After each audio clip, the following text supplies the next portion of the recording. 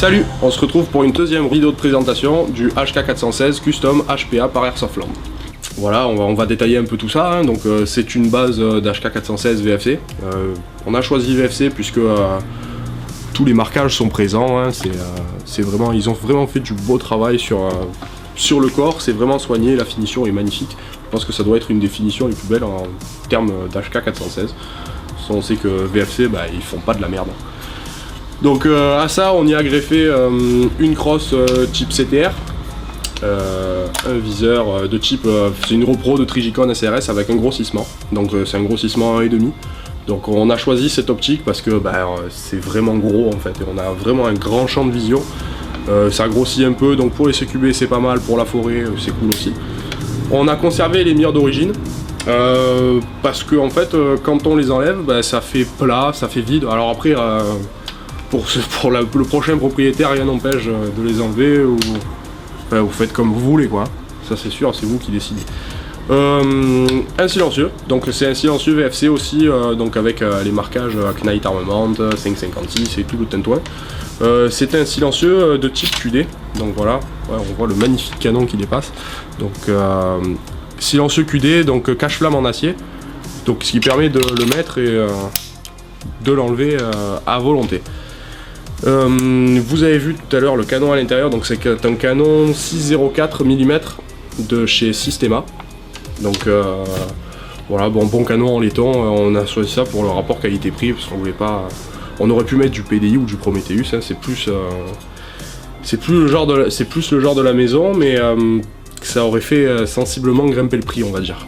Le jump up, donc à l'intérieur, on a essayé à peu près. Je pense 95% de nos jump up différents, donc en commençant par les plus souples et en allant vers les plus durs, et ça nous a bien mis quand même à peu près ouais, facile 15 jours de planchage dessus, parce qu'il y a un coup ça marchait, un coup ça marchait pas, ça partait à droite, à gauche, en haut, en bas, enfin c'est du HPA quoi, et on s'est rendu compte qu'en mettant des joints bien durs, comme à l'intérieur là c'est un Mad Bull Shark 60 degrés rouge, donc voilà.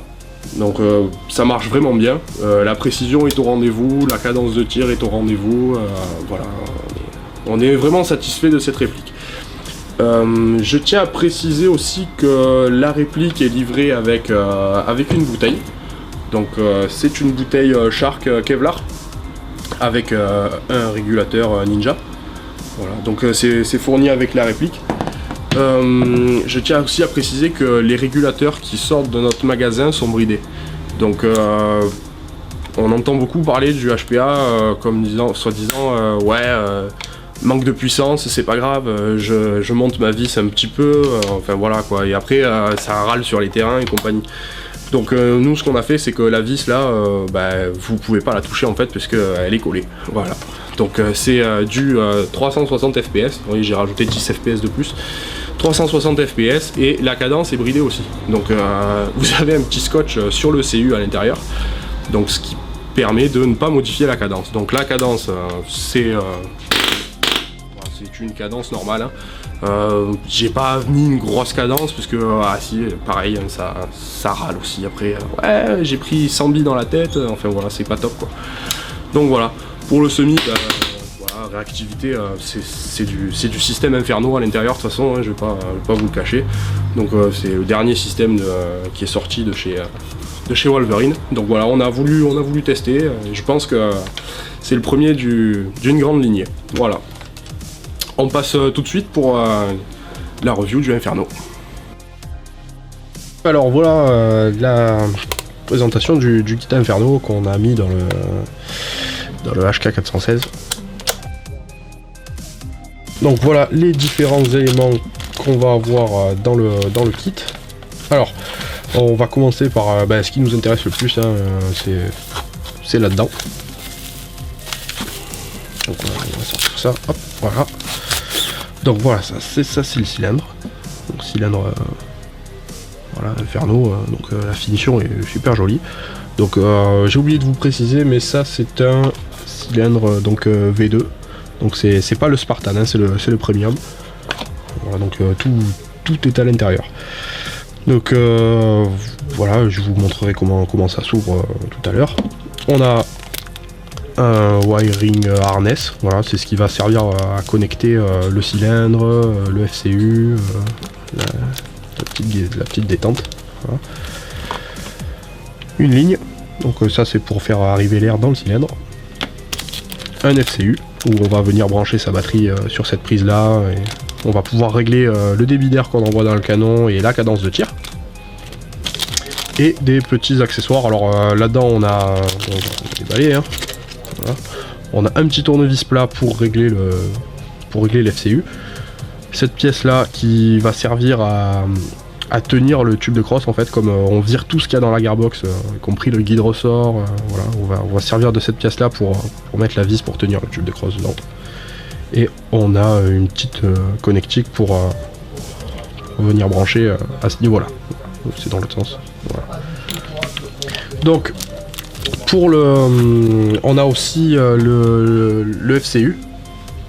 Donc en fait c'est pas le FCU, c'est la trigger board. Donc je vais vous ouvrir ça. Hein. Prendre un petit ciseau. Alors il faut faire très doucement pour l'ouvrir parce que c'est des pièces qui sont fragiles. Et ils mettent du scotch de partout. Donc c'est bien emballé, ça risque pas de se casser. Mais bon, il faut y aller avec précaution quand même. Voilà la trigger board. Donc c'est ultra simplissime. Hein. C'est un petit circuit imprimé quoi. Donc alors voilà, je vais vous parler du cylindre, voilà, pour le moment. Donc voilà, ça c'est le cylindre Inferno. Donc ça se compose en 3 parties, 4, ouais, plus 4, ouais, un peu plus même. Donc voilà, là on a le nozzle. Donc ça c'est un nozzle type M4. Voilà, on peut le démonter là comme ça. Voilà. Donc c'est bien graissé à l'intérieur. Voilà, ça c'est nozzle type M4. Plusieurs nozzles existent, hein. Donc il y a tout ce qui peut se monter dans une V2. Donc on a du AEK, on a fait pour Masada AEK, pour MP5, enfin voilà quoi. Donc voilà, on a tout un tas de petits joints qui viennent faire étanchéité. Donc il faut que ça soit graissé, parce que si c'est pas graissé, ben, vous risquez d'avoir des petits problèmes. Donc voilà, alors à l'intérieur là, quand on dévisse cette partie là, on va apercevoir l'électrovanne. Donc c'est de l'électrovalve qui permet de doser parfaitement le débit d'air qu'on envoie à l'intérieur du système. Alors voilà, je vais vous montrer comment ça se monte. Donc c'est pas compliqué, hein, c'est vraiment c'est un jeu d'enfant en fait. Donc on va commencer par connecter toute l'électronique. Donc vous prenez votre trigger board, voilà, vous cherchez la bonne fiche, hein. Donc ça c'est celle du cylindre, celle du trigger board elle est là. Voilà, donc vous avez un petit détrompeur, hein. Vous pouvez pas vous tromper, hein. Vous branchez comme ça, donc voilà, quand on entend clic c'est bon. Ensuite, donc ça c'est ce qui va envoyer les informations de votre queue de détente. Voilà, donc vous allez bien faire passer les câblages, voilà, sur le haut. Voilà.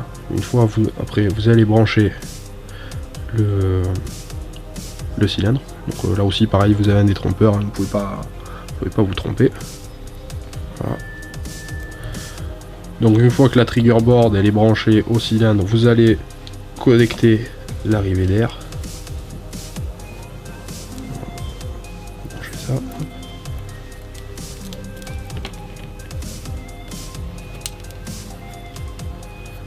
Donc c'est par là que votre air va arriver, hein. Après, chacun a son réglage de puissance PSI différent. Une fois que tout ça est branché, voilà, vous branchez votre FCU.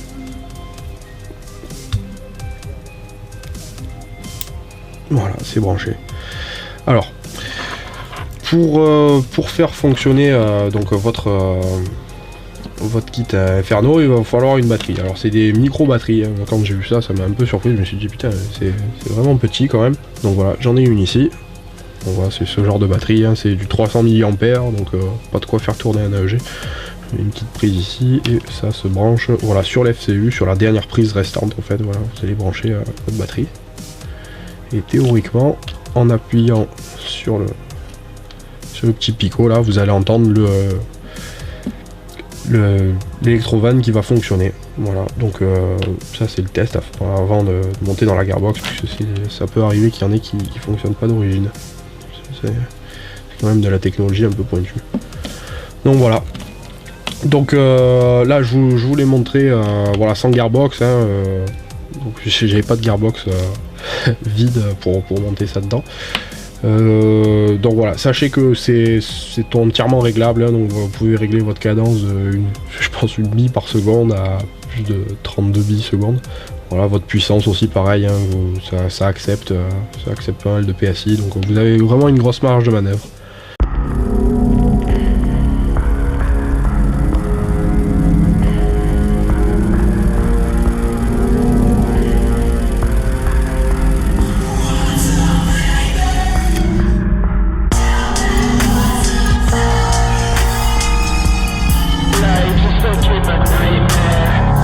Merci pour avoir suivi cette review jusqu'au bout. Nous vous proposons de vous abonner à la chaîne si ce n'est pas déjà fait, mettre un petit pouce vers le haut si vous avez aimé, et à la prochaine pour une review de réplique.